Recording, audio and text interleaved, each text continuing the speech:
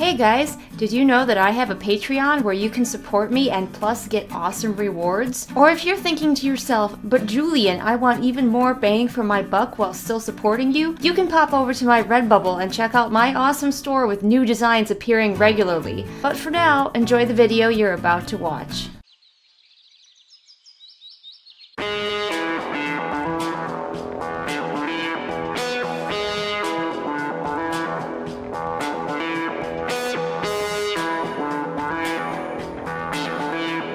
Hey everyone, this is just your friendly heads-up warning that we're about to go into a critical reading of Jenna Moressi's The Savior's Champion, which will include every possible spoiler. So if you don't want spoilers and you don't have a sense of humor about Jenna's writing, then this video probably isn't for you. Otherwise, enjoy the show. Hey everybody, I'm back with more of Jenna Moressi's The Savior's Champion, and with me, though you can't see him, is my husband, who's just going to sit here and listen to me rant about a book. You could say hello if you want to. Hello! And he might interject things. He's playing video games, so hopefully he won't be too weirded out by this whole situation. But we're on to Chapter 20, The Chosen Path. I can't remember what happened last chapter, but I remember that it was nonsense, so that's all I really need to know. I don't know if this is like a side plot, but old Toby here has been having trouble with his inspiration to paint a picture with like the canvas that was left in his rooms. And I don't know why this is a side plot, if it's a side plot, but I think the last chapter of the chapter before also started with him being like, I don't know what to draw. Okay, so I think we're going to find out what happened. One of the dudes, can't be ours to remember which one, was like, I want out of this game. And they were all like, you can't do that. So now he gets to have like a trial or something, and he's probably going to get killed. We'll see if he's dead by the end of this chapter. I feel like the book is contradicting itself at this point, because good old Sovereign says that only 3 people in the entire history of the tournament have ever left it, and they were all killed for trying to leave it. But earlier in this book, they set free the one gay dude. And they were like, oh, every tournament has like one person can leave, and that's him. And so it's like, well, what about him? Is he one, like, he's clearly not one of the 3, so are they just not counting all of the people who get to, like, just have that free pass to leave? Or what, is that something different? I'm very confused by this. Okay, so the Sovereign is, like, the king, essentially, the High King, whatever.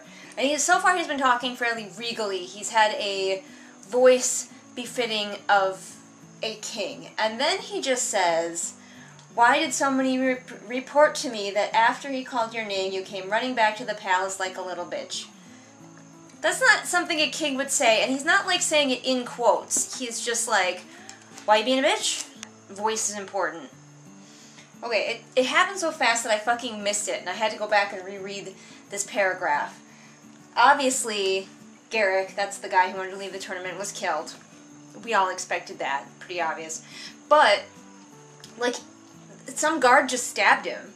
I thought it was going to be a thing. Like, the Sovereign was like, oh, are you afraid of these other competitors? Drake and Kaleo, the 2 bully characters. Are you afraid of them? And Garrick was like, no, of course not. And I was like, oh, well, now the Sovereign's going to be like, well, good, then you can fight the 2 of them, and BT-dub, they won't have, or BT-dub, you won't have any weapons, or something like that.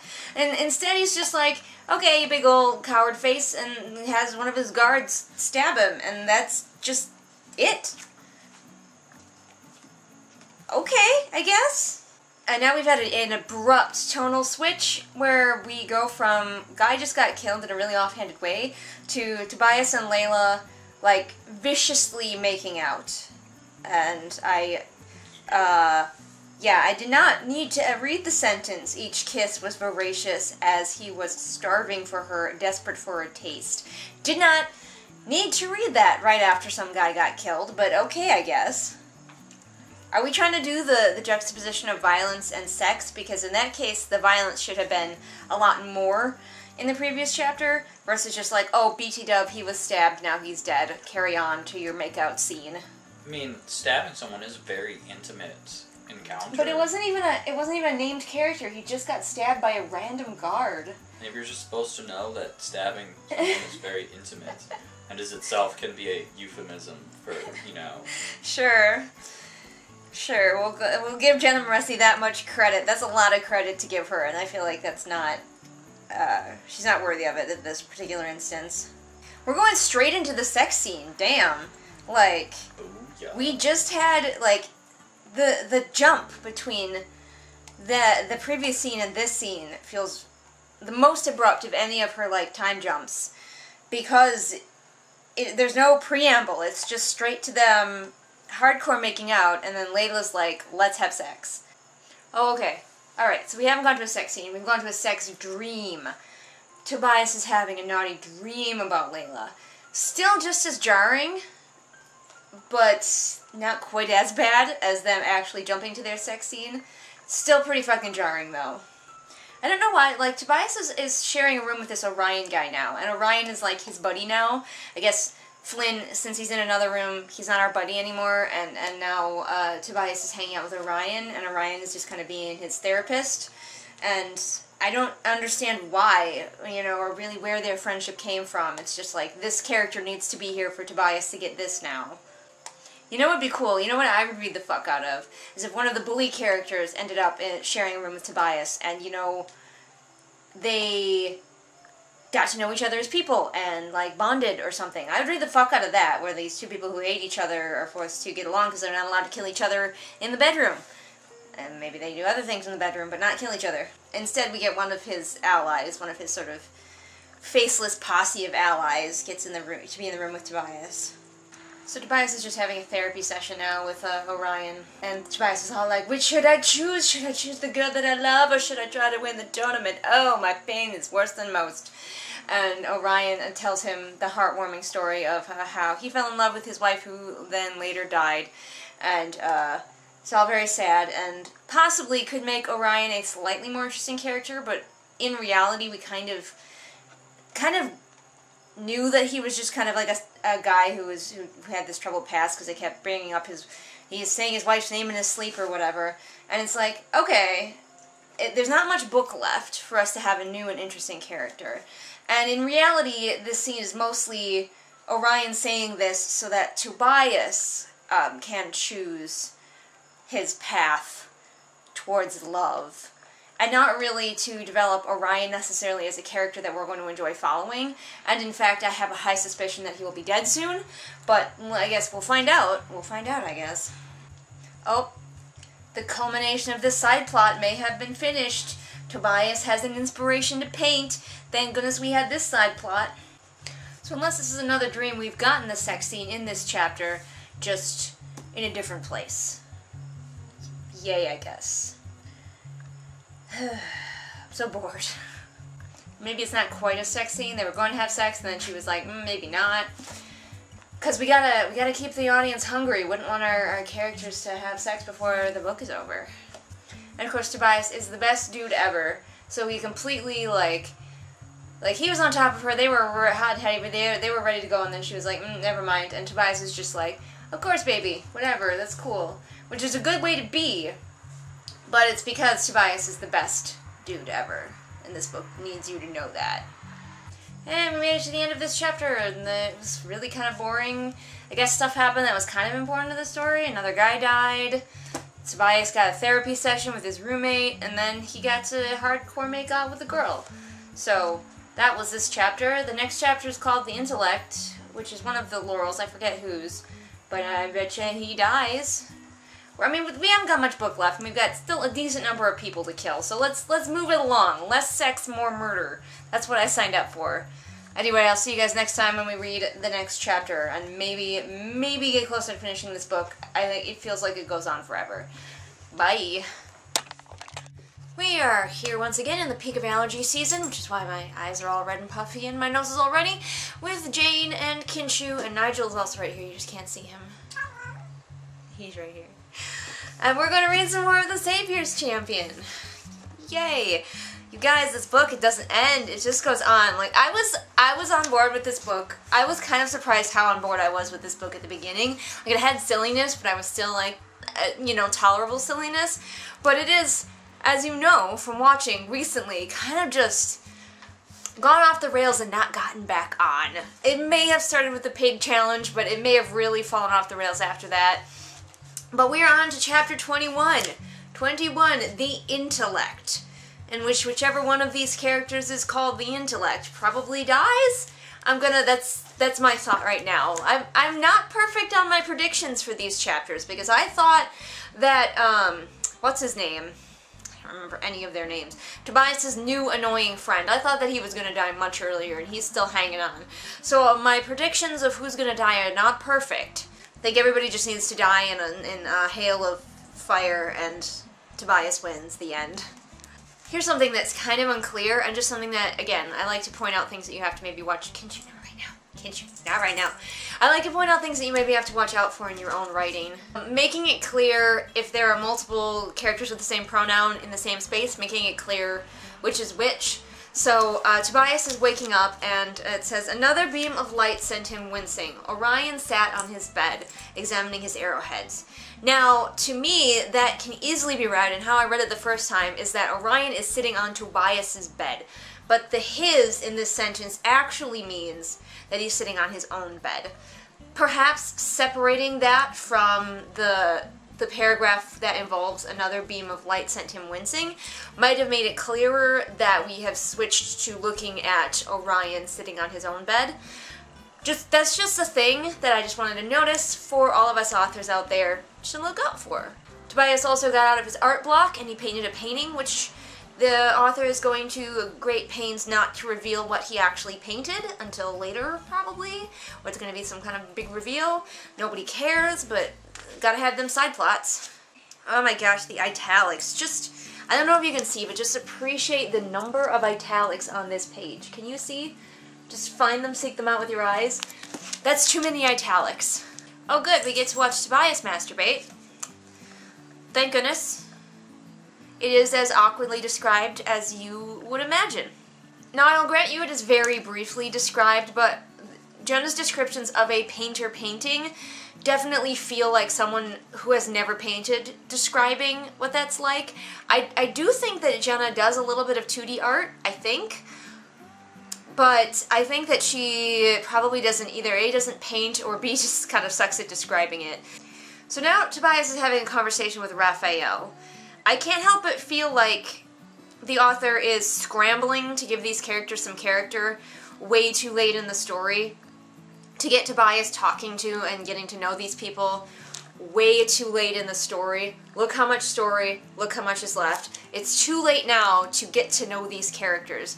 By this point, we should know them really well. And by this point, they should start dying and we should start really feeling it because we have come to know them really well in this huge chunk of the first half of this book. And it's not like these characters are being introduced now. They have been with us this entire book. We had plenty of opportunity to get to know these people as people much before this. But instead, a greater emphasis was placed on the challenges and on the romance, which is fine, but then you have to know that you have not left yourself enough room to make us fall in love with all of these other characters. It is too late. You have made your choice about what's important in your book. So now we are also, as Tobias talks to these people, we are separating the good guys from the bad guys a little bit more, possibly for some big showdown. We'll see how that goes. By having the good guys all agree with Tobias that Cosima has no value outside of her beauty, that she's just, you know, they're coming to realize that they need more in a woman versus like the bad guys who will be still objectifying her and still just wanting the power that comes with marrying her. And it seems like a really cheap and easy way to do it, to be like, oh, well, all of the good guys are now going to realize that there's nothing to Cosima except good looks, and she's really kind of a bitch. Which, it seems like a really cheap way to get us to like all of the good guys quickly here at the end of this book, to have them all just kind of jointly realize, as Tobias does, that Cosima is just a pretty face and some tits, and that's all. I don't know, I'm not a fan, but then we know that, because I'm steadily becoming less and less of a fan of this book. Oh good, now we're just having a conversation about how awesome Layla is. Good. That conversation needs to be in here. This is completely unrelated, but Tobias is still talking to fucking Raphael for some reason. And Raphael's telling about his life now, because we have to get to know Raphael before he's brutally murdered. And Raphael's talking about his brother who owed money to a pirate, and he's like, who gambles with a pirate? And I just imagine his brother gambling with Isabel from Dragon Age 2, and that's how I'm getting through this scene right now. You're welcome for that. Okay, they are talking about the Savior being able to release a man, but apparently it's only at the halfway point. I did my research, study tournaments of the past, Raphael said. All have varied from term to term, but there are two components that never changed. The first is that the Savior is allowed to honorably release one man at the halfway point, which is apparently the guy called Enzo. It would have been nice if they had reminded us of that when the other guy was trying to get released, because that was kind of a confusing scene, because the Sovereign was like, no one ever gets released from the tournament. They always die. Unless Enzo's dead? Just confusing. Oh, there's another thing that we never mentioned until now. The second is the Sovereign's choice, a challenge of sorts. Near the end of the tournament, the Sovereign releases one man, whoever he feels is least worthy of his daughter. Oh, cool. That's a loophole that Tobias is going to try to get into, but probably fail because, obviously, Cosima is not the real Savior. But apparently, what the fuck is his name? Raphael. Old Raph here also plans to get out that way, so Tobias is going to have some competition with all of the other good guys who have realized that they don't want to marry Cosima. Really, they shouldn't have entered this tournament at all. If they're just going to be like, never mind, she's just a vapid skank and I don't want to marry her anymore. My dudes, your choices were poor. Oh, old Toby is about to listen in on a conversation he wasn't supposed to hear.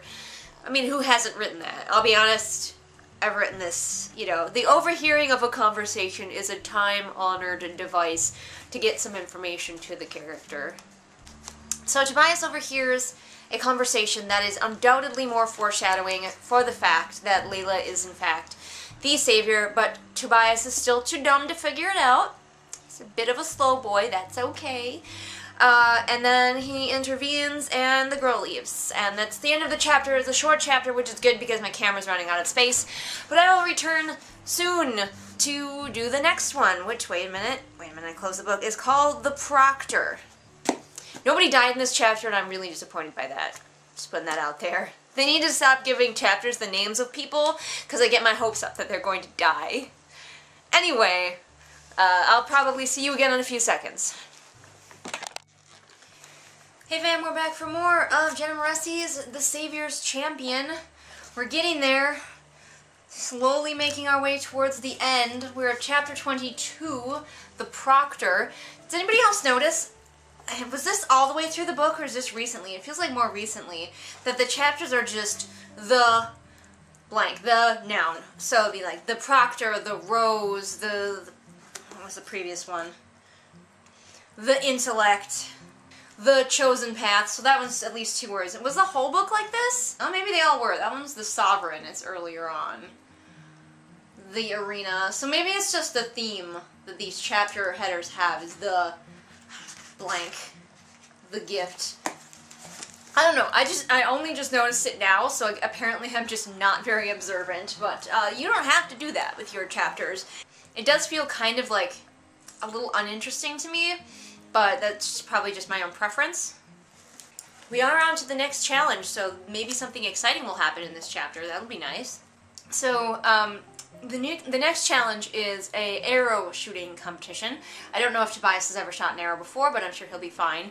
He's good at things, just randomly, like swimming. And they have these targets on the other side of the arena that they could hit, or the Sovereign is like, I will be happy if you kill each other. So he's like, I'll give a special reward different from the reward of hanging out with the Savior to the person who kills another man. They each have like 5 arrows, I believe, and they're supposed to hit the target as many times as they can. So, like, you could do both, I feel like. If you count on the other guys missing at least once, you could take your 5 arrows and shoot one guy in the throat, or the eye, and then hit the target with the other 4 and still have a decent chance of winning both prizes.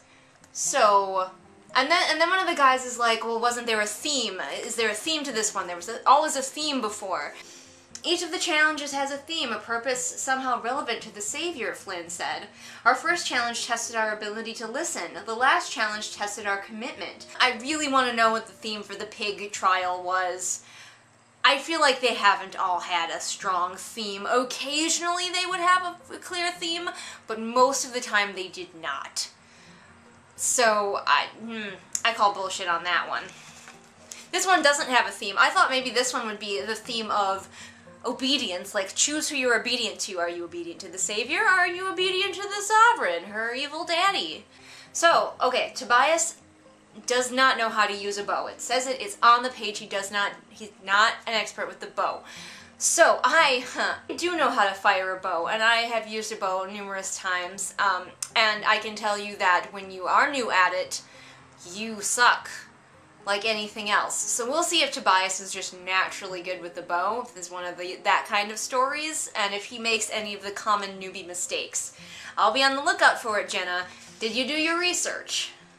Well, apparently it's not quite as easy as targets across the arena. They have to kind of go through this maze, and the targets will appear in the maze now, I guess is my understanding. So you could run into a target, or you could run into another man. I guess it could go either way. Or, you know, you could just go on a manhunt and kill everyone. That sounds fun. So Tobias, of course, encounters one of his buddies first, and they have a little exchange, where Orion here says, you drop your weapon too quickly, a reward goes to the man who kills another. And Tobias says, I won't kill a good man. And Ori says, there may come a time when that will need to change. And Tobias says, that will never change. So I guess we're supposed to like Tobias because he only kills bad people. As long as he only murders the bad people, he's fine. Okay, yep. Tobias, they let some sort of creature loose in the maze along with them, and it began to charge Tobias, and he just instinctively drew the bow perfectly, because that motion, it isn't just something that people just know how to do.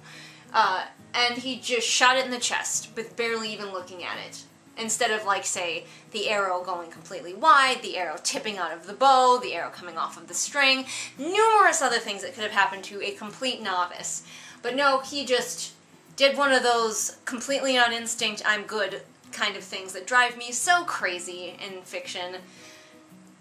I'm probably the only one who cares about these things, but it always bothers me when someone's just good at something that they've never tried before.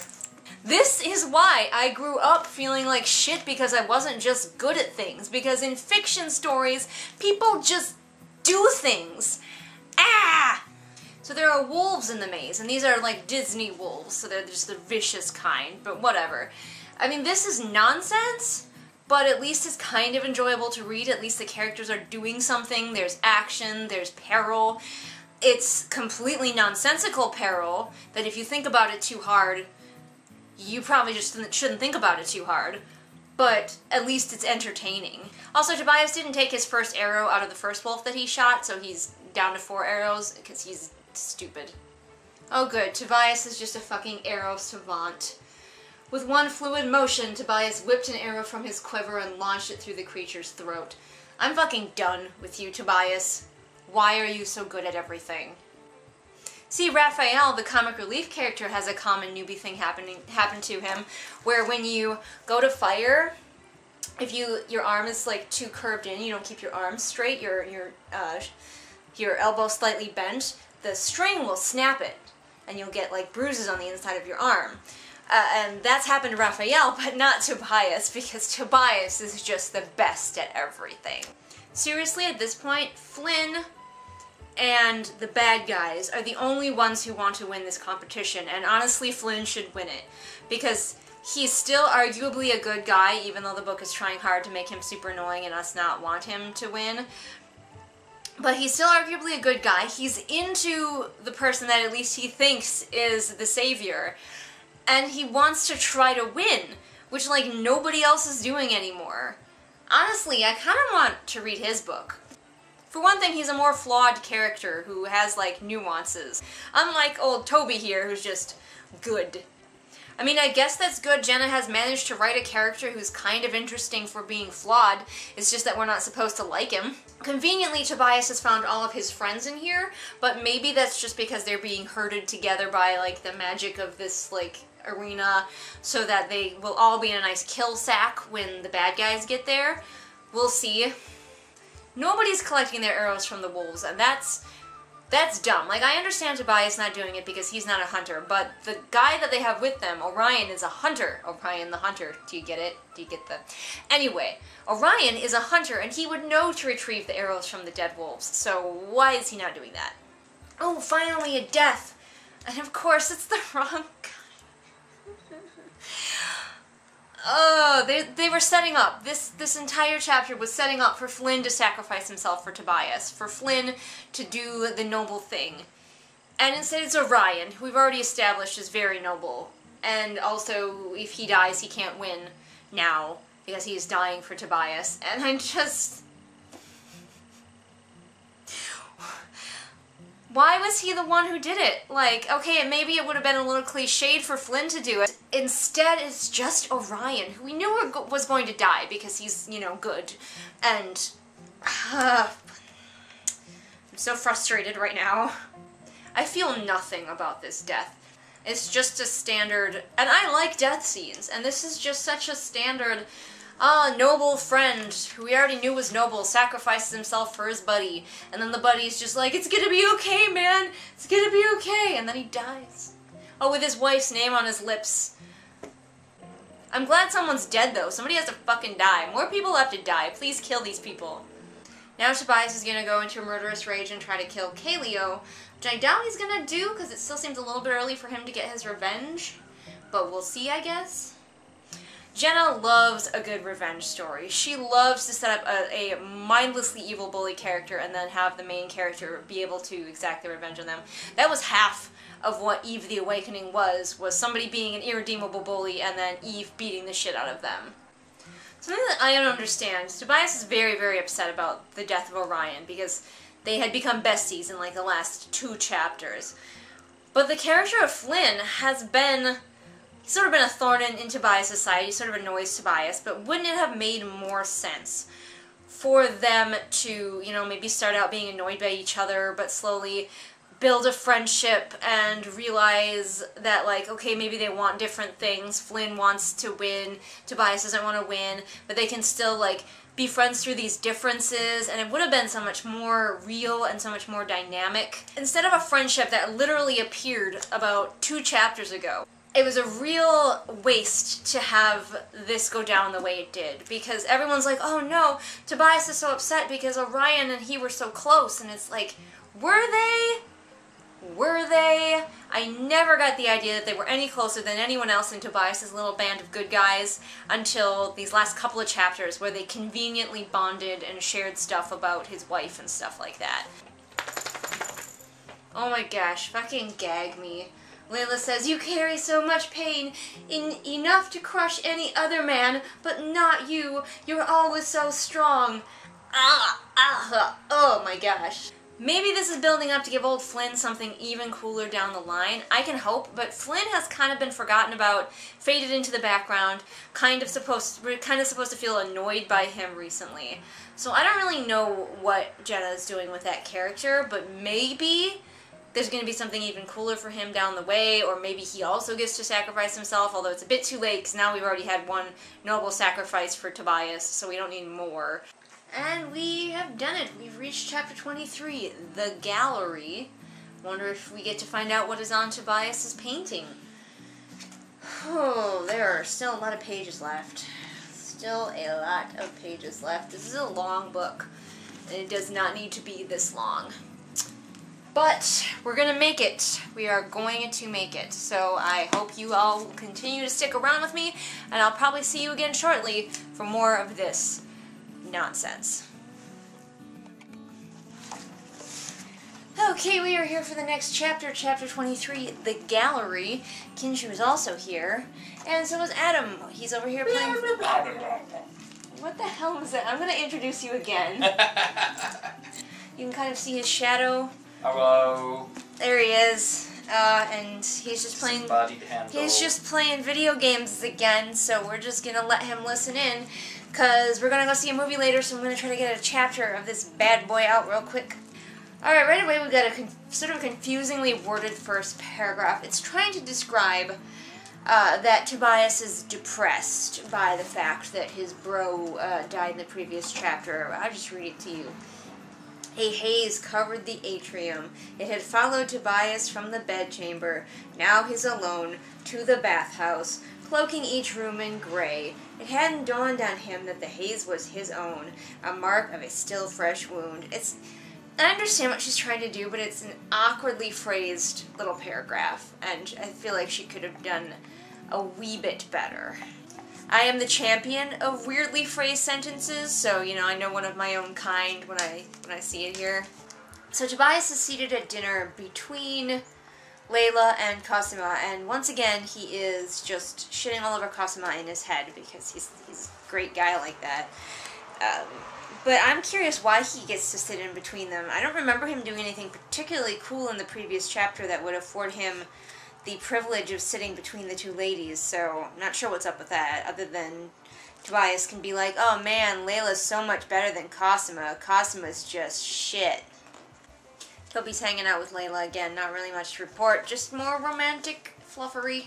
And like I said, if you're into the romance, this is probably going to be right up your alley, but since I don't care about either of these people or their love for each other, I'm probably going to skim. I think I found a typo. First one though, so that's pretty exciting. And then we finish this little scene with Layla, which is just another little romance scene. Once again, it is heavily foreshadowing the twist, which now I'm like 1000% certain it's going to be. And it feels unnecessary. We don't need another scene to show that they're in love because that has been very well established. We don't need another scene of foreshadowing because I feel like we've been dripping in it for a while. So I feel like this scene was completely not necessary. I've noticed recently Jenna has been using the word ambled a lot to describe how people move, which is fine. It's a fine word, but we just had the door slid open and a servant ambled into the room, bowing. I feel like servants don't amble. I feel like servants are a lot more direct than that. So you gotta be careful of using your favorite words. Now that everybody's eating dinner with Cosima again, and of course Flynn is being himself, and he's supposed to be being obnoxious, and his like praise for the savior and his attempts at flirting are cringy, but if he was to be the main character, like if we were in his head and seeing him be like, oh, that was the wrong thing to say, oh, that was a dumb thing to say, and how he's overcompensating, he could still be an engaging character. And this is me still liking Flynn just because he's got some, like, flaws, unlike most of the other characters. So I know I'm supposed to hate him, and Jenna's doing her best to make him into an ass, which he wasn't really before. He was just kind of, you know, obnoxious, or supposed to be obnoxious, but now he's just, like, straight up being an ass. But we are not in his head. We don't know what he's thinking. So he might just, he is obviously not very good at talking to people. So, I don't know. And now one of the bad guys is assaulting Layla because we have to remind everyone that the bad guys are bad. And once again, Tobias has to prove that he is good and also save the pretty lady that he loves. I don't feel like it's necessary.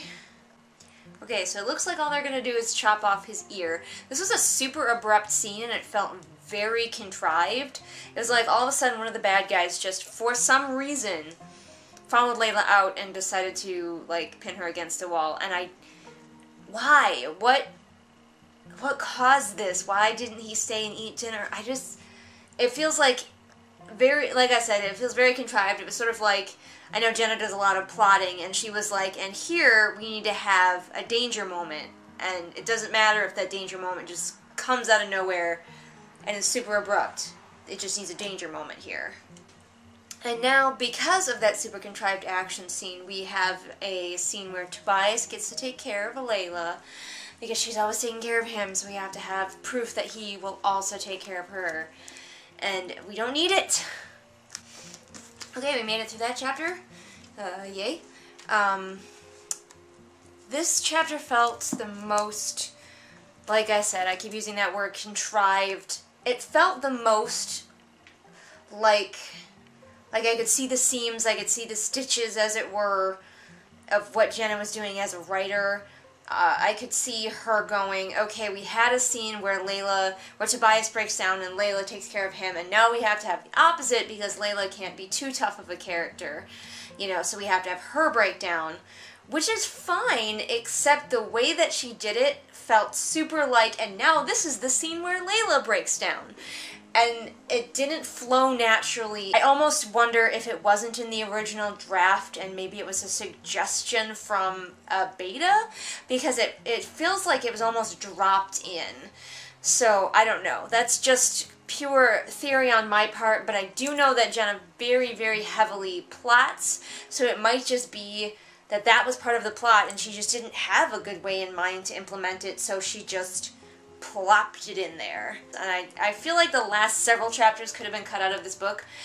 Not in their entirety, but like huge chunks of them, and we would have been fine. Because most of the things we need to know are already established by this point, and we don't need to keep hitting them home.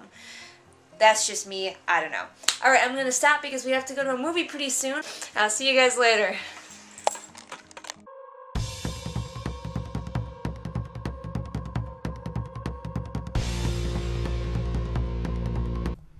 Hey everybody, it is shout out time. Time to shout out to my amazing patrons, Amanda, Kim, Lisa, Ramona, Sabby Panda, and Sarah. And if you want to be great like these awesome people, then become my patron over on Patreon.